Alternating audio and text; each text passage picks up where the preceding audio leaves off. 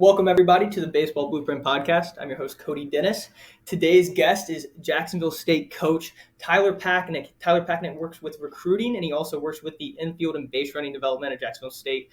Tyler, it's fantastic to have you on the podcast. Thanks for having me, Cody. It's always a pleasure. This is going to be great. So Tyler and I have worked together before. We collaborated on some other things that are more geared towards the infield side of things. And just starting off, Tyler, and I know a little bit of your background, but I want to share this with the group as well. What kind of sculpted your path into coaching? Yeah, I was a little different. I didn't really have aspirations to play professional baseball. I knew I always wanted to coach. So I was fortunate enough to play Division III baseball at Marietta College. After that, I was a graduate assistant at Ohio University. And then I've made a couple different stops along the way, Bucknell, Stetson, Missouri, and now Jack State. So, I've grew up in a baseball family who cares and loves baseball and helping and impacting, others that have that same passion. That's awesome. That's awesome. So let's dive right into this. So Jacksonville State, you guys are Division I baseball. You're working with different time limitations. From your end, how are you guys maximizing these time limitations within your program? Yeah, I think the biggest thing is as a coach, like you have to step back sometimes. Like you don't have to be a part of every single rep that goes on in practice, right? And as coaches, that can be hard sometimes. Mhm. For me, like we need to work on a lot of different things. Like I want our guys to learn. I want them to not ever be able to say in a game, like, man, I never worked on that. So that's like a big goal for mine, for me at least, going through like practices. So to be efficient, usually what we do is like we break it up. We break, our first bit of practice up into groups on the infield side of things. And most days it's like me running one group. And then the other two groups might be a student manager or a grad assistant ran, or sometimes it might just be a player group, that is running it. And for me as a coach, it's, hey, I'm putting some trust in you. Like you have to own up to your own development. And that's a big piece of it. Like, I might have a group that's just working on position play. If I have the middle infielders in that group, we're working maybe double play stuff. It's position specific. And then the other groups might be working on footwork or glove work. And hey, we're going to sit there and talk about it before we get into it and what I'm expecting and my expectations are. But that allows us to work on different things versus me being, just me and 12 infielders, right? Like, hey, I can work hands on with 4 guys at a time, but also know, hey, those other 8 guys are getting work in. Right, right. And so when it comes to the specifics, when you're let's differentiate the group versus individual development, right? Mm-hmm. Are there certain areas of attack that you want to hunt when it comes to different like group settings versus individual settings?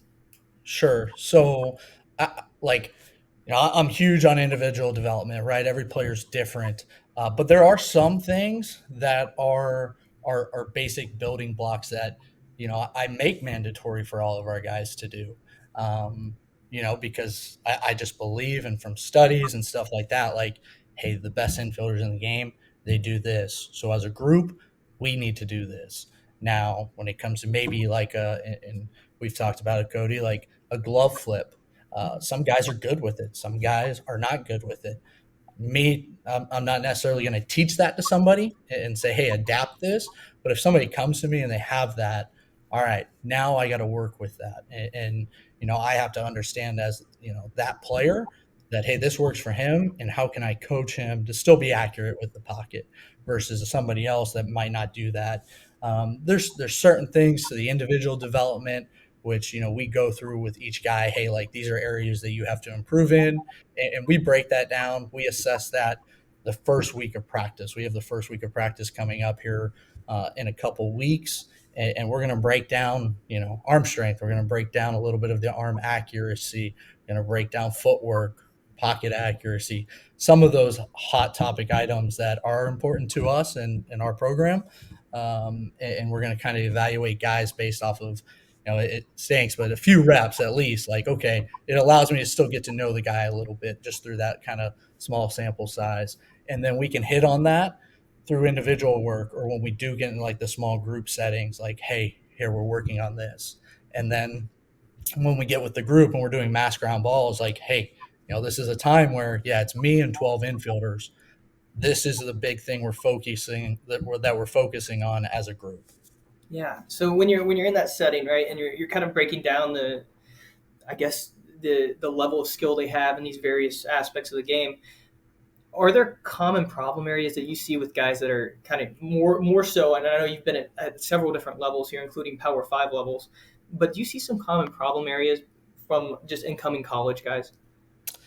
Yeah, really the biggest one is just like the effort, Yeah. like effort from the just the defensive side of as a whole, right? Guys love to hit and bang balls around in the cages, but on the defensive side, like effort is the number one thing. Like, and you practice like you play. I'm a big believer in that. And when you practice harder than the game's going to become easier. So when we get in the practice setting, I see it all the time, and a lot more, especially, everyone's jacked up for the first week of practice, but it's still like when it comes to that first week of practice, we're doing defense, guys take off on prep steps.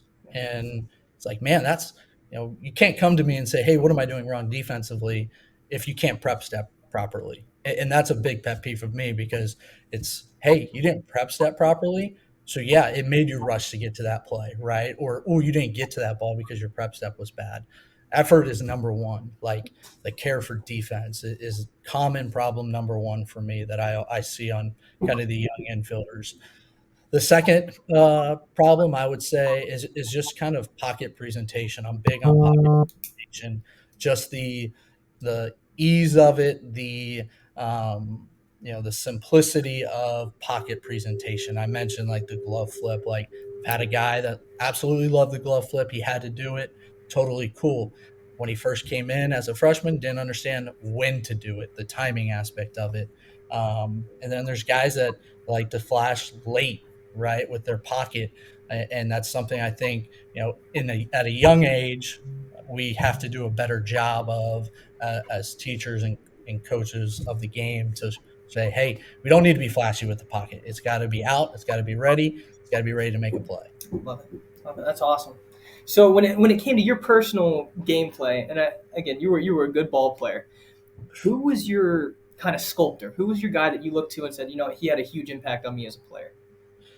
Yeah, I mean, I think when we watch major leaguers, right? Everybody, you watch professional, you watch the best that do it. My favorite was Dustin Pedroia. Played the game hard, right? And he did it, compared to most, like a small time frame too, right? Maybe 10 years at most, where some guys will play for 20. Mhm. But for those 10 years, he gave it his absolute all, right? His famous prep step of jumping extremely high. Again, I don't necessarily teach that at all. Like I Yeah. don't say, hey, jump, 5 feet up in the air. But you see, like the care, he does it every single play for however many games he plays in a single year. Like if a big leaguer can do it, we can do it. Um, but just the grittiness of Dustin Pedroia, I think one of the most famous clips is him backing up first base, right? And as a second baseman, we talk about it as coaches. We say, hey, you got to do it, and that play might not happen in your entire career. But if it does happen and you're not there, as coaches, we see it and we call it out. And Troy happened to be there, ball ricocheted off the wall, and he throws the guy out at second base. And, it was something that I'll never forget. That's awesome. That's awesome. Yeah. So when it comes to your coaching journey too, because I'm big for the nostalgia of the journey here. Is there a certain spot, again, and just along your earlier routes where you said, what, I had a lot of growth there? Yeah. My first coaching role was at Bucknell University. And at that point, like, I only knew what I was taught, right? Like I didn't study the game. I didn't talk to other people at that point. As a player, it's like I'm listening to my coaches. I'm going to do what they tell me to do. And then right when I got into coaching, it was like, okay, man, what do I do? And you resort to whatever they taught you. And for me, I had great coaches that I loved, and I would have ran through a wall for them, and I believed in them and everything that they said. So when I started teaching, I was like, all right, well, that has to be the right way. We're going to do it. And then the more I got into coaching, you understand that players come from different backgrounds. They learn a different way. Uh, the verbiage might have to be said a little bit differently. Um, so my first year at Bucknell, I probably was the worst coach in the entire country. because that's all I knew. And it was like, all right, super simple minded and simplistic on how I taught things. And it was like, this is the way we do it, and that's it. And then, I started, it was cool. I took like a back seat when I went to Stetson. I was a little bit more off the field, and I got to sit back a little bit more, be in the dugout, observe a little bit more, and that's where that aha moment came. And it was like, okay, I can see this guy isn't being really receptive to what he might be saying, right? But that guy is. So that verbiage is working for that guy, but not that guy. And as a coach, you're like, okay, how can I impact both of them? And that's where I think that kind of aha moment for me as a coach came about when I actually just stepped back and whether it was ego or just I guess plain dumbness of not knowing Yeah. what I should be teaching at that point was where I was like, okay, I need to learn a little bit more, and I need to kind of spread out and start asking questions and being a learner myself. That's awesome. That's awesome. So, along that same thought process, can you give us some examples of things that maybe you taught earlier in your career that you teach differently now? Yeah, the first one we've talked about a little bit, but prep step was like be down early, be in the ground early, so you can make a movement. That was the biggest, I think, change that I'd ever made, and that was towards kind of the end of my time at Bucknell. That it was, I think it was like the Billy Boyers of the world and the Tucker Follies were starting to really dive into that timing of the prep step, and I was like, this actually makes sense to me, and I Yeah. can see how this can help guys. But yeah, at that point, up until that point, I'd only ever heard in a prep step, be down early, be in the ground, be ready to move. So that was a big one for me. The other one, my college coach hated the glove pat, before you throw. And, again, early in my coaching career, it was like, hey, you get the ball, put in your glove, leave it there. You know, that's something that's changed for me. There's guys that like that. They're, hey, keep the ball in their glove until they're ready to throw and then they fire. And then there's guys that they need some rhythm. They're just, that's the type of person they are. They like to have that rhythm, and it allows them to be loose and then just boom, throw it. So I'd say those are kind of the two biggest things over a course of my career that have been the biggest eye opening changes that I've had to make philosophically. I dig it. I dig it. So, going back into your journey here, can you give us an example? Just, and it doesn't have to be anything heavy, but just of one of the bigger challenges that you've had to face along this kind of path where you've kind of journeymaned a little bit to Jacksonville State where you are now. Yeah, every year presents a different challenge, I think. One that I like to talk about is my time at Missouri. I got hired in January, and the season was a month away. And as a coach, again, like you get a new job, and you're like, man, I just want to throw my material out to these players. I want them to be who I want them to be, type of deal. And it was really hard for me to do that because it's like, well, the season starts in 3 weeks, which in college baseball is not much time, right? In professional baseball, spring training, like 3 weeks, you could have early work, extra work, practice, all that stuff. In college baseball, that's not much time. 3 weeks is not much time at all because you have 3 hours of practice and you're done, right? So for me, that was a really hard time because I'm trying to throw all this material at guys, and it wasn't until like a few weeks in, like right before the season, it's like, man, I need to actually start building relationships with these players before I just start throwing material at them and say, hey, you need to do this better, you need to do that. Um, so that was a real challenge for me because everywhere I've been, it's been, hey, like I want to help you out, I want to tell you to do this, do that, but that's really hard to do if you don't have a relationship with the player. Right, right, right. The relationship piece is valuable, and I think even from our end, like our job is to present the information in the way that you can best receive that. And that's hard to do when we don't know the kid. You know. Absolutely. And anybody that's ever coached with me, they'll know I'm pretty fiery, and I'll get in somebody if they deserve it, mostly for effort or lack of trying. And for me, the greatest compliment is a kid coming to me understanding why that I got got on them, because I'm not afraid to get in anybody if they deserve it, and I'll do it. Our guys will tell you, probably throughout the course of the year. Every single one of those guys, I've had to kick in the butt a little bit and get them going, but they know that I'm doing it for a reason and a purpose. I'm not just doing it to do it. That relationship piece is what's so important, because if I don't have that equity build up with that player of that relationship, I can't do that, because now I'm the jerk, right? And that I'm just it's my way or the highway. No, it's our way, and it's our relationship that is allowing me to do this with you, to push you to get where you want to get to. Right, right. I dig it. I dig it. And so within that kind of ideology of trying to get guys rowing together in the same direction, at Jacksonville State, you guys kind of inherited a bit of a rebuild system there.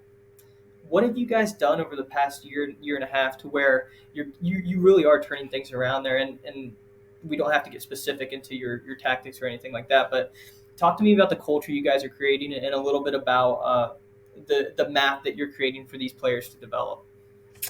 Yeah, I think from the culture standpoint, how we do anything is how we do everything. That was a big thing that from day one we've talked about. Uh, the person that you grow to be matters to us as a staff. The student that you are in the classroom, it matters to us. The baseball player you are on the field matters to us. We don't take any of those for granted. From a player standpoint, a culture standpoint, uh, we want tough guys. We want gritty guys. We want guys to have that brotherhood. Like I talked about, like I'm going to get on a guy if they deserve it. We want, as a brother, like we want you to be able to call guys out if they're not doing what they're supposed to do. Now, I think anybody that's ever tried to build a culture knows that at some point a guy's going to call a guy out, probably for something that they probably shouldn't have called him out, or not in the right situation. But Right. as coaches, that's our job to, hey, pull that guy aside. Hey, we appreciate you're trying to hold the standard up, but let's take this into consideration, and this might be a different way to approach it. That culture is building. It's not something that's built overnight, and you also got to get the right guys on the bus, right, so to speak, and you have to have everybody pulling in the right direction. There's I'd like to help every single player that I possibly could, but there's some guys that don't have the goals and the dreams that some players do. And for us, you got to have that dream, you got to have that goal to be the best. Yeah. Complacency is never a good thing in any part of life, especially in baseball world. So we don't want complacency at all. So those are big things for us, kind of in building this culture and where we're going is, hey, you got to be pulling in the same direction, because it's we over me, and if not, we have to get guys that want to think we over me. Right. That's awesome. That's awesome. And so just from looking at the classes you guys got coming in, you guys do a really good job taking in junior college players and players who are looking for that second home.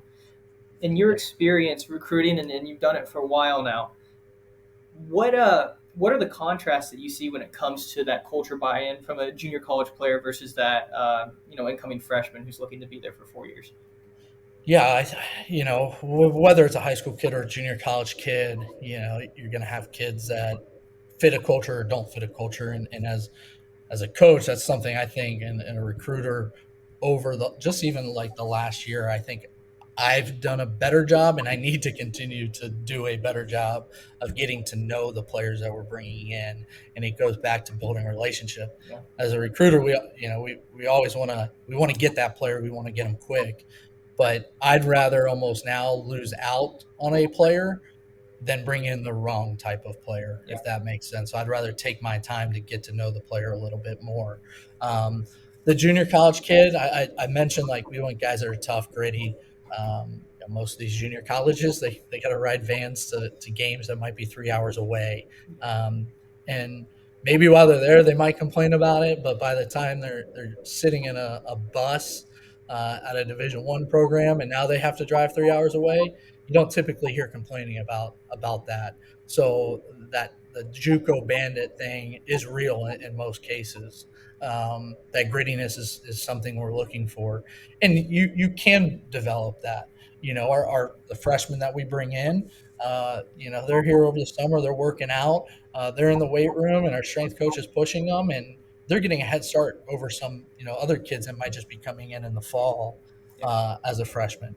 But that grittiness, I think, on the junior college front, it's tough to replicate. Once they get to a Division One program. Oh yeah, oh yeah. It gets messy at JC. I know, at least in my experience, like, and we didn't have a conference that was super spread out, but we were traveling 4 or 5 hours in like 12-seater Three vans. We had three innings in vans. a day.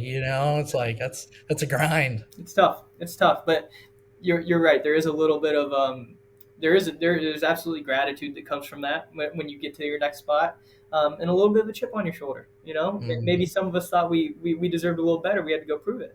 So I Yep. think you get that energy, and you get that little bit, like you said, of grit coming in, especially in a culture like yours where you're trying to mold into that.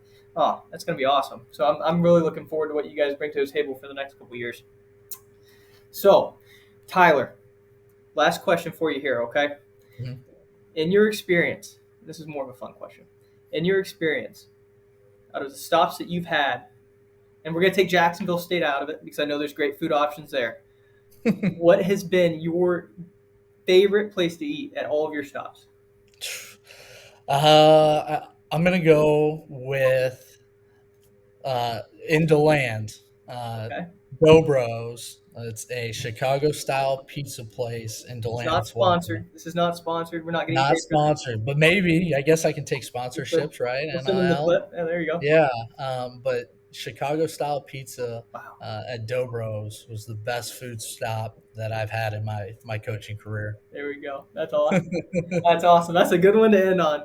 Well, Oh yeah, Tyler, thank you for coming on the show. Thank you to Baseball Blue Book for hosting this. And for you guys who are listening now, feel free to check out some of the other episodes we have on either YouTube or the Baseball Blue Book podcast, which is on Apple Podcasts. You might be listening to this there now. So feel free to check those out. And make sure we check out Jacksonville State this year.